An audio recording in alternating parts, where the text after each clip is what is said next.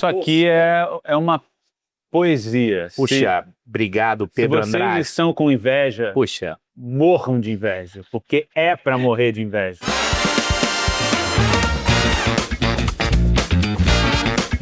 Como foi a aceitação ou a rejeição que você sentiu quando você chegou no Brasil? começo dos anos 70, eu era raro lá, imagina isso, cara. Daqui a 20 anos, a gente vai comer melhor ou pior do que a gente come hoje?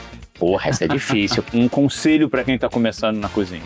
Um conselho para quem tá começando na cozinha: Um ingrediente superestimado na gastronomia japonesa hoje em dia. trufa e o caviar. Perfeito. É.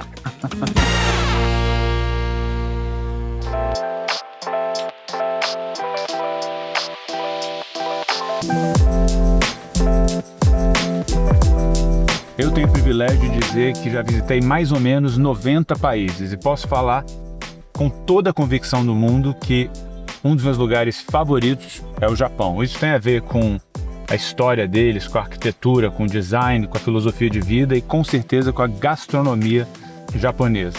Talvez por isso eu esteja tão entusiasmado em conversar com o chefe Murakami, que nasceu no Japão, se mudou para o Brasil e ao longo da última década se tornou uma das maiores autoridades quando o assunto é culinária japonesa.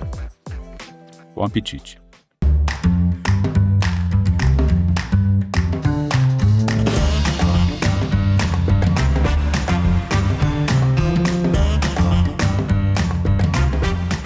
Fala, E chefe. aí, Pedro? Tudo bem? Poxa, que alegria. Prazer. Alegria. Posso entrar? Por favor. Com licença. Falam Caramba. lá, me caça, sucaça, Deus. me carro, sucarro.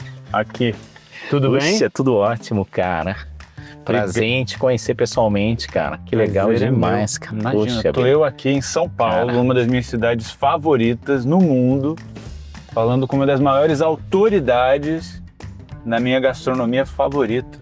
Nossa, que maravilha. Fico eu honrado, cara.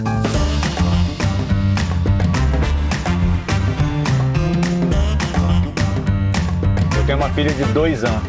Parabéns. Obrigado. E Sim. E eu começo assim a me perguntar o que das experiências que a gente compartilha ficam com ela. Você está dizendo que saiu do Japão aos 3 anos de idade. Aos 3 anos de idade. Você tem qualquer resquício de memória do Japão, de quando você era criança, de infância, visitando o Japão, ou não? Toda a sua memória da infância é aqui no Brasil. É toda a minha memória, Pedro, ela se move a partir de fotografias dessa época. Interessante. E agora, se eu for lembrar de toda a minha trajetória, porque a gente veio de navios, eram os últimos desses navios, porque começou em 1908, né? Sim. E eu cheguei com 3 anos, já eram os últimos. Você veio de Mas eu barco do Japão? Sim. Você tá brincando? Demorou 45 dias. Que loucura. E veio ali pela travessia onde Camões sempre falava, né? Ali o Cabo da Boa Esperança. Aham. E aportamos aqui em Santos, só que a minha família ficou no Rio. Qual a sua memória mais forte, assim, da sua infância? Você chegou no Rio de Janeiro. Eu me lembro dessa época, brincando com animais, Sim. e a gente tinha um gato. Aí eu joguei assim um gato assim da janela, mas era do primeiro Sim. andar, né? Não aconteceu nada. Mas me lembro assim, do esporro que eu tomei, né? Aham. Imagina, cara. Mas com gato não aconteceu nada, pelo amor de Maravilha. Deus. Cara, mas isso é fascinante. Você morou no Rio, eu Sim. sou carioca. Cidade maravilhosa, né? Maravilhosa. Já nasceu maravilhosa. É Sim. um tapa na cara aquela Sim. cidade, no melhor dos sentidos. Sim. Mas eu sou muito apaixonado por São Paulo, mas existe um motivo pelo qual eu tô falando disso. Eu, quando era muito molequinho, eu lembro claramente do meu pai me levando num mercado de comida japonesa em Laranjeiras. Laranjeira, sim. E Me lembro. eu lembro que eu, Sim. naquela época, na escola, ninguém era familiarizado, conhecia sushi, comida japonesa. Era uma coisa que... Eu tenho 46 anos, eu nasci em 1979. Jovem. Tô falando... Sabe que eu estudei ali em Laranjeiras, então eu conheço esse mercadinho. Você olha lembra que do nome? loucura. Não. Kotobuki. Exatamente. Sim, porque eu estudava na frente. Exatamente. Foi me lembro de outro, não um trauma, né? Uma outra coisa que eu me lembro quando minha mãe foi me levar, era o primeiro dia E ela foi me levar nessa escola, é uma escola municipal, que ficava quase na frente do Cotobuque. Não sei nem se existe, porque eu morava ali perto do Fluminense. Sim, exatamente. Sim. Eu também. Sim. Eu nasci quase na frente do Olha Fluminense. só, que coincidência, cara. Meu pai sempre foi apaixonado por comida japonesa e foi onde eu aprendi a gostar da culinária japonesa. Mas eu lembro que meu pai levou eu e alguns amigos para jantar num restaurante japonês e era aquele escarcéu. É peixe cru, comida crua, como assim? Hoje em dia é inimaginável as pessoas não conhecerem isso, né? Era um mundo que não era tão globalizado. Então é interessante como hoje todo mundo meio que tem um código semelhante, todo mundo meio que conhece tudo. Você concorda com isso? Mas quando você chegou Sim. no Rio não era assim. Não, de jeito maneira. Como foi a aceitação ou a rejeição que você sentiu quando você chegou no Brasil, assim, nos primeiros anos da primeira década? Bom, imagina, né, cara? Começo dos anos 70, eu era raro lá, imagina isso, Sim. cara. Eu estudava no Pedro II, em São Cristóvão. Sim. Depois. Mas isso foi difícil, chefe? Eu tenho que te perguntar, porque... Muito difícil. Raro é uma palavra subjetiva. Muito difícil. Hoje em dia a gente vê que a autenticidade é um dos nossos maiores, sem querer ser piegas, tesouros, né? Hoje em dia existe uma valorização dessa espécie singular. Eu sou eu e mais ninguém. Mas eu imagino que você tentar fazer parte de uma tribo e te ver como diferente pela cultura, pelo que você come, por tudo. Como você superou isso? Pedro, eu acho que eu me acostumei. Até hoje eu sou meio desapegado, né? Uhum. E adoro essa coisa da leveza. Nunca eu gostei de botar. Até hoje eu gosto de viajar, mas eu levo o mínimo possível. Uhum. E sempre eu viajei. Então, quando eu viajava de um país a outro, cara, eu dava tudo. Incrível. Eu dava porque eu já tinha a segurança de chegar lá, vou comprar tudo de novo. Olha que incrível. Saca? Era, sabe, deixar a mochila vazia, cara. Uhum. E isso tem a ver um pouco com a nossa cultura japonesa, né? Menos é mais. Tu vai ver quando chegar no meu ambiente que não tem nada, que é o minimalismo.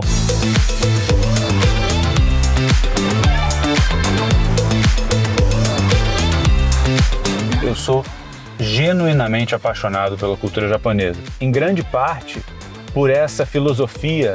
Você vê o Ikebana, por exemplo, né? Eu estou ensinando o padre a rezar a missa aqui, você sabe pelo disso amor de tudo. Deus, cara. Mas, diferente daqui, o arranjo de flor no Japão não consiste em você botar mais elementos, botar mais cores, botar mais texturas, mas sim ir tirando até que você atinja uma perfeição que vem com aquela simplicidade, né? Você olha para a gastronomia japonesa, não é diferente. Sim, é verdade. É sutil, mas é perfeccionista, né? Isso é uma coisa que seus pais cultivaram em casa? É uma coisa que você aprendeu desde pequenininho? O seu olhar para o mundo, ele sempre foi japonês nesse sentido? Sim, totalmente japonês. E engraçado porque era mais japonês ainda no Rio de Janeiro, né? Imagina, aqui em São Paulo ainda a comunidade é maior e tu tem o bairro da Liberdade. Sim. No Pedro II, com na época 3.000 estudantes, tinha 3 japoneses. Olha só que loucura. Não, de séries diferentes, né? Eu era um novato. Imagina, nos anos 70 é raro tu ver um olho puxado. Qual é a sua lembrança mais forte, assim, dos seus pais? Porque a gente está falando de pais imigrantes, num momento em que a globalização não permeava a nossa sociedade como ela permeia hoje, né? Você cresceu respirando essa condição de imigrante. Como foi isso? Cara, como eu te falei, Pedro, de uma maneira leve, hein? Acho que eu não tinha essa percepção de analisar de como era. Eu simplesmente passei por isso, né? Vivi, me permiti. Claro que você se permite numa sociedade que te fecha, né? Assim, que te fecha, né? Imagina. É que nem a região minha, que é a província de Hokkaido, dos índios Ainos, que também foram exterminados, como todos os índios no mundo. Antigamente, os Ainos eram ocupados pelo todo o continente. Eles foram fugindo para o norte, até que ficaram na ilha de Hokkaido. Tu vai no museu dos índios aí em Sapporo, que é a capital de Hokkaido. Cara, o museu é emocionante. A gastronomia deles, a música, todo o ritual. O ritual é engraçado, Pedro, porque lembra muito um pouco de rituais da África. Tipo o candomblé. Fascinante. Tem muita coisa assim meio similar. Olha que Que eu incrível. não sou antropólogo. Não, mas né? isso é Não fascinante. sou nenhum Pierre Verger, mas, tipo, cara, é muito legal demais, cara. Isso é uma conversa riquíssima, porque eu fico vendo assim, se você for olhar para os nossos antepassados, sejam os maias, os astecas, ou até o que eles chamam de Bushmen no sul da África, você vê que muitas das referências são semelhantes, mas é porque o sol tem a mesma cor, a gente está sempre buscando proteção, alimento, os nossos instintos, independente da influência cultural, eles são muito semelhantes, e aí Sim. brotam de jeito diferente, mas com aquela mesma essência, né? Tal, né?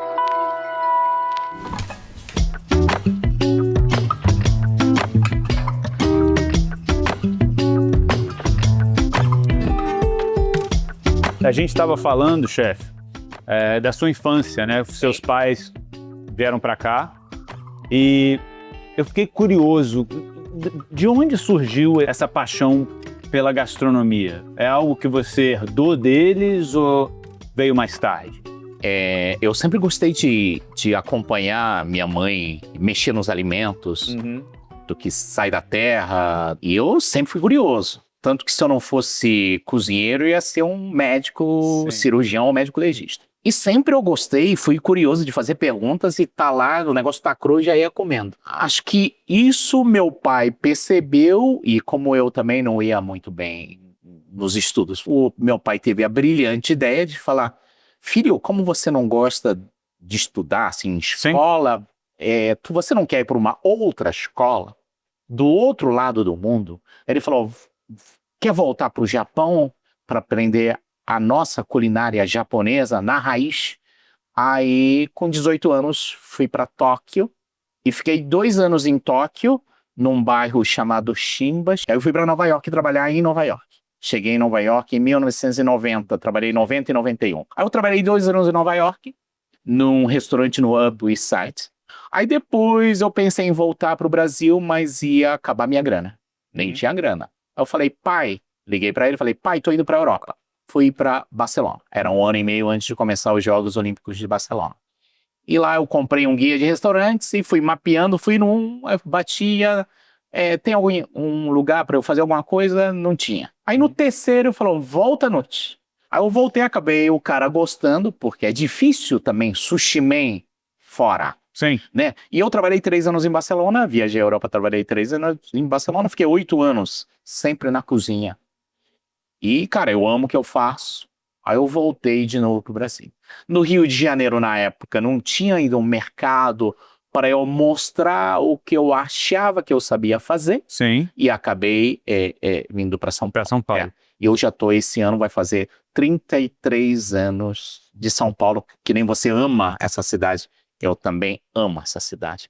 Posso servir, Pedro? Por favor, privilégio. Cara, que honra. Olha o talento, hein? Tá inspirado, né? Acabou de voltar do Japão. É mesmo? Então, ó. Primeiro, Pedro, é um lagostim. Muita gente, o brasileiro não conhece tanto o lagostim para comer ele cru, porque a maioria conhece decorando um prato da gastronomia espanhola, que é a paella. Sim. Tá? Aqui é cru. Saiu do mar hoje, especialmente para você. Olha só que espetáculo. Wasabi fresco, ralado na hora, e esse já tá temperado. E tá com um do melhor mesmo. Eu sei que tá gravando e de repente tu não quer comer, mas Você acha que eu vou perder essa oportunidade? De repente, né, cara? Isso aqui é uma poesia. Puxa, obrigado, Pedro Andrade. Se vocês estão com inveja, morram de inveja, porque é pra morrer de inveja. Que coisa, meu Deus do céu. Antes de eu continuar, eu vou me dar esse presente. Sim. Antes de... 1 minuto de silêncio, por favor. Boa.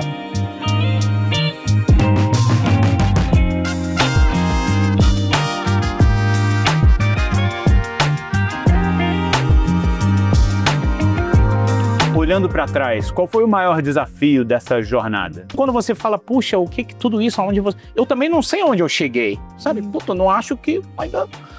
Parece que eu tô num processo eterno de sempre fazer pergunta com essa curiosidade. Adoro coisa nova. Aqui eu tenho chance de estar no mundo novo sempre, porque aqui eu tenho um advogado, um cirurgião, um diretor de teatro, um pintor, É muito doido você falar isso, porque eu fiz faculdade de jornalismo e me mudei para Nova York. Eu cheguei em Nova York e eu não tinha dinheiro para pagar as contas, eu era um modelo muito medíocre. Falo isso sem qualquer pudor.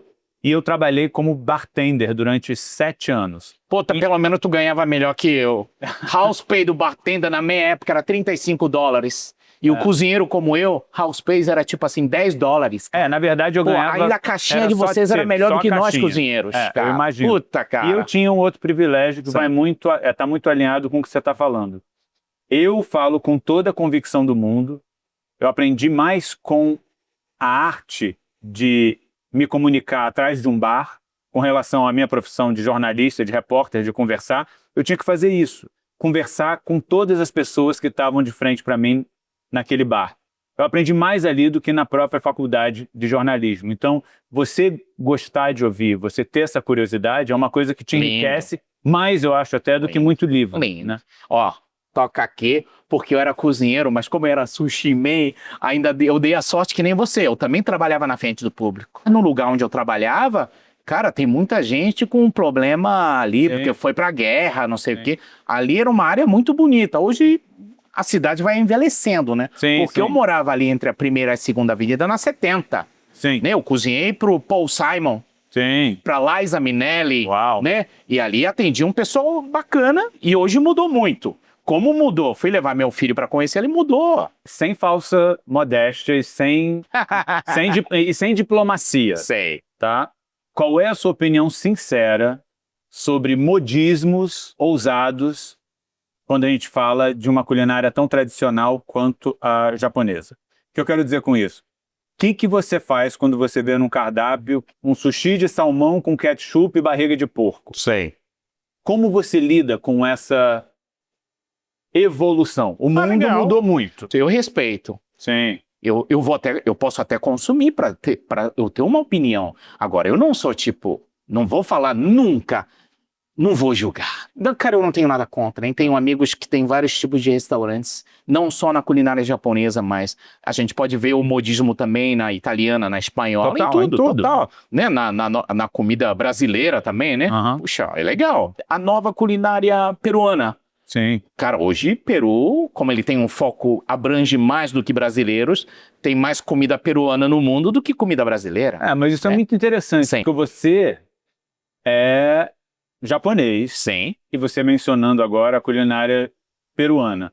O ceviche nada mais é que fruto da migração japonesa lá, isso mesmo. O sushi, o peixe cru com sabores latinos, né? E você vê que é uma mistura que em algum momento era um modismo. Mas a comida japonesa, ele adapta-se a tudo, hein? Por isso que hoje, qualquer país que você vai, você tem a comida do país com minimalismo japonês, porque ela se adapta, né? Só que, se a gente falar só de Japão, só o Japão tem, assim, a fatia da proteína do peixe, que você pode comer só com sal e limão espremido. Para não falar de shoyu, só para ficar mais minimalista. Cara, isso é genial. Isso é a cultura japonesa. Sim. É o silêncio, né? Como que eu vou falar que eu gosto de você sem falar? No silêncio eu transmitir alguma coisa. Cara, isso que eu quero. E eu treino a minha equipe pro que a gente faz aqui, que nem um prato que você degustou. Porque para mim isso aqui é um livro, é uma poesia, é uma história aqui. É verdade. Só que não é todo mundo que pensa assim.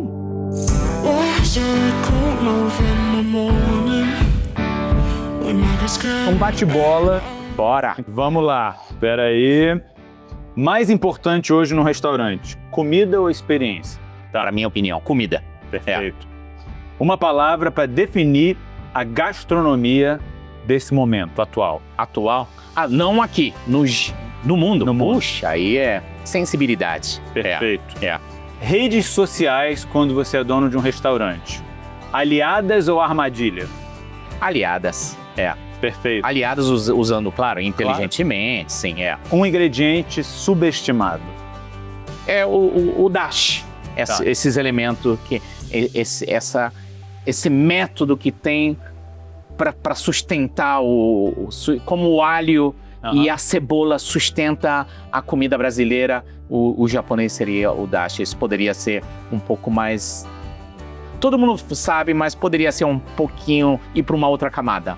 Quem sabe pouco a pouco, sim. Um ingrediente superestimado na gastronomia japonesa hoje em dia. Trufa e o caviar? Perfeito.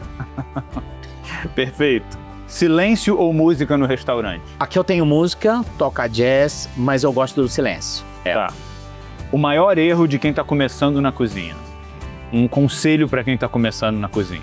Um conselho para quem está começando na cozinha: calma, né? Calma. Não vem ansioso, né? Calma. Por isso que tem que ter bons mestres para falar, opa. Tradição ou inovação? Qual pesa mais hoje em dia? A tradição pesa. E agora, por último, daqui a 20 anos, a gente vai comer melhor ou pior do que a gente come hoje? Vamos comer melhor. Maravilha. Vamos fazer Obrigado a mesmo. reserva. Que isso, obrigado a você, Pedro. Arigato. Que maravilha. Arigatou gozaimasu. Mata yoroshiku onegai shimasu.